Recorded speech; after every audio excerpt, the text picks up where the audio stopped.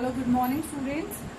Today we will discuss the objective type questions of the chapter compound interest. The first question is the compound interest of ₹1000 at 10% per annum for 2 years. You have to calculate the compound interest. So first we have to calculate the formula amount, that is P1 plus R upon में 100 raised to power T.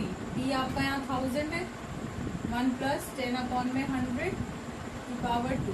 तो आप इसको solve करोगे तो you will get 11 upon में 10 की power 1000 into 11 10 into 10. तो 2 0 से 2 0 ये कितना हो गया 1 2 1 0 हो गया. ठीक है, तो आपका अमाउंट आ गया ये. और कंपाउंड इंटरेस्ट का फॉर्मूला क्या होता है? Amount minus principal. So 1210 minus 1000. So your answer is 210. See, option is there. I am just solving the solution. तो आप अपना ऑप्शन मैच कर लीजिएगा. ठीक है, तो वैसे ऑप्शन बी आ रहा है. Clear. Now coming to question number 2. Question number 4 है मतलब ऑब्जेक्टिव का. Fill in the blanks and true false is also there. You can solve. वो आप खुद कर सकते हो. तो next is the CI on rupees 5000 at 20% per annum for 1.5 years compounded half yearly, and the options are 6655. Second option is 1655. Third option is 750, and last option 1000. So these are your options. So करना क्या है इसमें? आपको CI निकालना है, लेकिन यहाँ पर कंपाउंडेड कैसे हो रहा है? Half yearly. हाफ ईयरली में मैंने क्या सिखाया था? जो रेट है वो हाफ हो जाएगा, यानी 10%, और टाइम क्या हो जाएगा? डबल.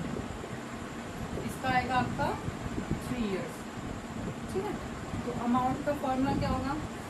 P1 plus 10 upon में 100 पावर 3. ये कैंसिल हो तो आपका आएगा 5000 11 upon में 10 की क्यूब. 5000 into 11 into 11 10 into 10. ये 2 0 से 2 0 कैंसिल. ये 121 हो गया, और ये 5 से 5 to the 10 5 to the 10 1 11 5 to the 5 और 6 6150. तो ये आपके पास कितना आ गया अमाउंट? 6150. लेकिन हमें तो क्या निकालना है? CI निकालना है. तो CI का फॉर्मूला क्या होता है? Amount minus principal. अमाउंट कितना है? 6150 माइनस 5000. 051 और 6 minus 5 1150. वेट, इसमें कुछ गलत हुआ नहीं. बस एक मिनट कैलकुलेशन वर्क देख लेते हैं. सॉरी, यहाँ पर देखो ये 3 times था, तो एक और 11/10 लिख देंगे. ठीक है, बाई मिस्टेक रह गया, तो 1 0 से 1 0 कैंसिल हो गया. 11 का क्यूब होता है 1331. तो 1331 को आप 5 से मल्टीप्लाई करो. 5 1 5 5 3 15 3 1 16 5 1 5 और 1 6. तो आपका आ गया 66 और ये 55. तो आप CI जब निकालोगे तो आप क्या करोगे? 6655 में से किसको माइनस कर दोगे? 5000. तो 556. तो your answer is 1655 is your answer. Clear? Now next is MCQ.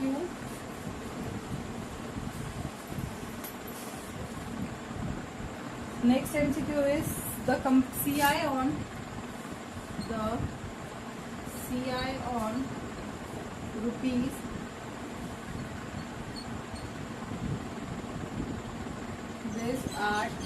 8% per annum for 6 months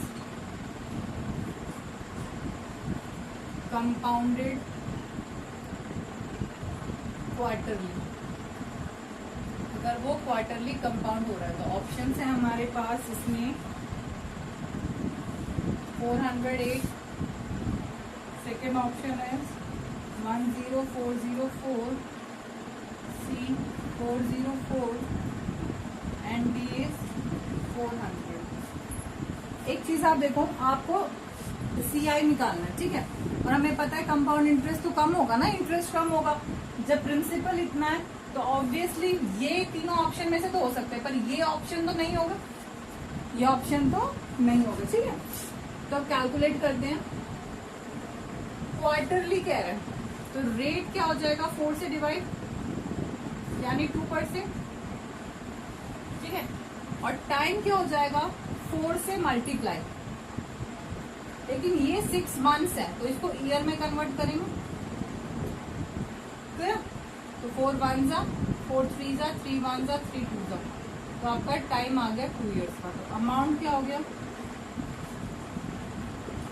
1 plus are upon में 100, सॉरी आर कितना है आपका 2 और टाइम भी कितना है 2, ये 50 हो गया। एक बार जीरो चेक कर लेते, 10,000 है, 1 लाख तो नहीं है, 10,000, ये कितना आ गया आपका 51 अपॉन में 50 का स्क्वायर आ गया, तो ये कितना हो गया 51 को 2 बार मल्टीप्लाई करेंगे अपॉन में 50 इंटू 2 जीरो से 2 जीरो कैंसिल, 5 1 जा 25 जा 100, 5 1 जा 4 जा, तो आपके पास बचा 51 इंटू 51 इंटू 4, ठीक है। तो इसका आंसर कितना आ गया आपका 10404, तो ये आपकी अमाउंट आ गई। तो मैंने क्या बोला था, ऑप्शन में ये नहीं आएगा क्योंकि कंपाउंड इंटरेस्ट तो कम होता है। तो अब इसको सॉल्व करेंगे, जब हम कंपाउंड इंटरेस्ट निकालेंगे तो क्या हो जाएगा, अमाउंट माइनस प्रिंसिपल, 10404 माइनस 10,000, तो आपके पास आ गया ₹400। So this is your answer, यानी कौन सा ऑप्शन हो गया आपका, ये option is correct. Now coming to next question,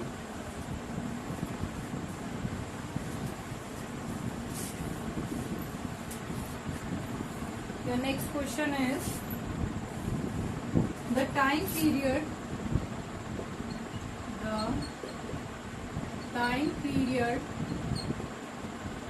and rate for a sum taken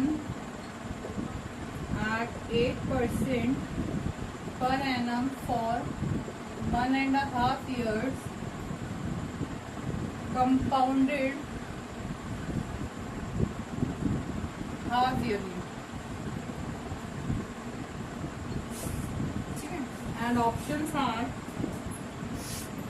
options लिख लेते हैं। पहला ऑप्शन है n = 3, r 4%, n = 6, r 2%, n = 3, r 2%, and the last is n = 6, r = 4%।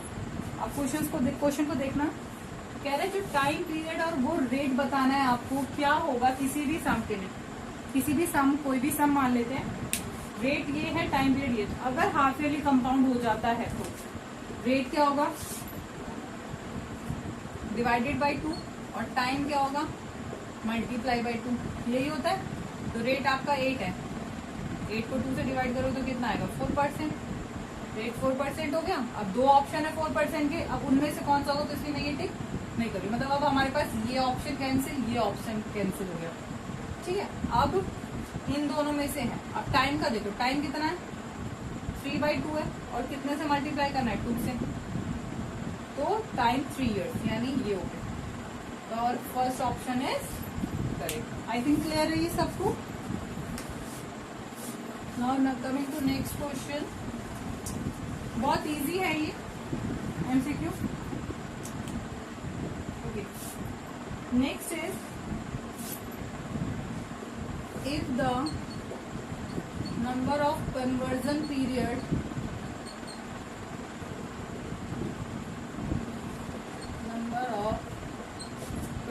period is greater than 2, then CI is, पहला option less than और equal to SI, second option greater than और equal to SI, third option is less than SI and D option is greater than SI. Question को समझना, conversion period क्या होता है. Conversion period आपका time होता है, जो टाइम गिवन होता है ना आपको, 1 साल के लिए कंपाउंड इंटरेस्ट पे पैसा दिया या 2 साल के इंटरेस्ट पे पैसा दिया, तो वो होता है. कह रहा है अगर कन्वर्जन पीरियड 2 या 2 से ज्यादा, 2 है या 2 से ज्यादा है, तो SI के रिलेशन में क्या होगा. एक चीज याद रखना हमेशा, 1 ईयर, अगर टाइम 1 ईयर है, टाइम 1 ईयर है, तो जो आपका SI है वो CI के बराबर होगा. SI है तो CI के बराबर होगा. और अगर 2 या 2 से ज्यादा है, तो जो आपका CI है वो SI से हमेशा बड़ा होगा. तो CI is always greater than SI. सिर्फ 1 ईयर के लिए आपका CI और SI क्या होगा, इक्वल होगा. Clear. Now next question is, only 2 questions are left. You have to calculate the time. The time in which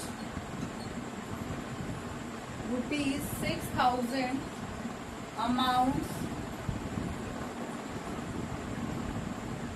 to rupees 7,986 at 10% per annum compounded annually. ये question है आपका. ठीक है, तो सॉरी ऑप्शन और लिख लेते हैं. ऑप्शन है 2 years, B is 3, 4 and 5. See, these are your options. तो इसे कैलकुलेट कैसे करेंगे टाइम. देखो, अमाउंट प्रिंसिपल से हमेशा बड़ा होता है, तो पहचानना आसान है. ये हमारा कितना हो गया, प्रिंसिपल 6,000, अमाउंट हो गया हमारा 7,986. ये हमारा रेट और टाइम निकालना. तो फॉर्मूला यूज करें, amount is equals to principal 1 plus rate upon में 100 और यहाँ टाइम. तो कितना, ये चीज इधर आ जाएगी, 7,986 अपॉन में 6,000 इज इक्वल्स टू 11 अपॉन में 10. अब इसको कैंसिल करते हैं, 2 से कैंसिल करें तो 2 3 3,000 हो गया. 2 की टेबल से कितने पे जाएगा, 2 3 इसको डिवाइड कर लेते हैं डायरेक्ट. 7,986 है तो 2 की टेबल से 2 3 6 पे, 19 2 9 18, अगेन 18 2 9 so it's come 3,993. ठीक है, अब ये 3 की टेबल से जाएगा तो यहाँ आ जाएगा 1,000, 1331. तो 1331 अपॉन में 1,000 इज इक्वल्स टू 11 बाय 1331 किसका क्यूब होता है, इतनी बार हमने क्वेश्चन किया है. 11 का क्यूब होता है 11 और 1000 10 का क्यूब. बेस सेम है तो पावर क्या हो जाएगी, इक्वल. तो टाइम क्या आ जाएगा आपका 3 days. So your B option is correct. Now the last question of this exercise, this MCQ is, it is based on the application. The present population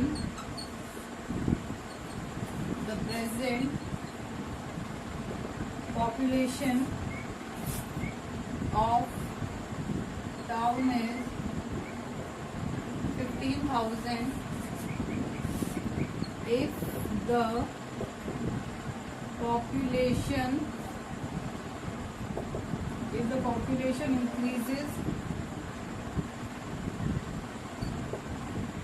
at the rate 4% per annum per year या per annum, then population after 2 years, तो 2 साल बाद population कितनी होगी, ठीक है। तो आपको 2 years के बाद की पॉपुलेशन निकालनी। तो ऑप्शन में है आपके पास 16,224, 16,220, 16,200 and the last is 16,000. So these are your option। देखो मैंने क्या सिखाया था आपको, जो नई चीज है, जो फ्यूचर की चीज है या जो नई चीज है वो आपकी क्या होगी, v होगी, और जो पुरानी है वो v नॉट होगी। तो 2 साल बाद का पूछ रहा है तो हमें क्या कैलकुलेट करना है, v, ठीक है। और v नॉट कितना है 15,000। 15,000 क्या बन गया हमारा, v नॉट बन गया, ठीक है। इंक्रीज कर रहा है तो 1 प्लस रेट कितना है 4, और टाइम कितना है, ये टाइम हो गया 2 years।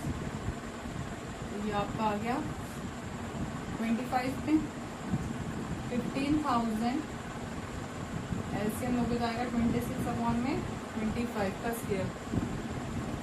15,000 इंटू 26 इंटू 26 अपॉन में 25 इंटू 25।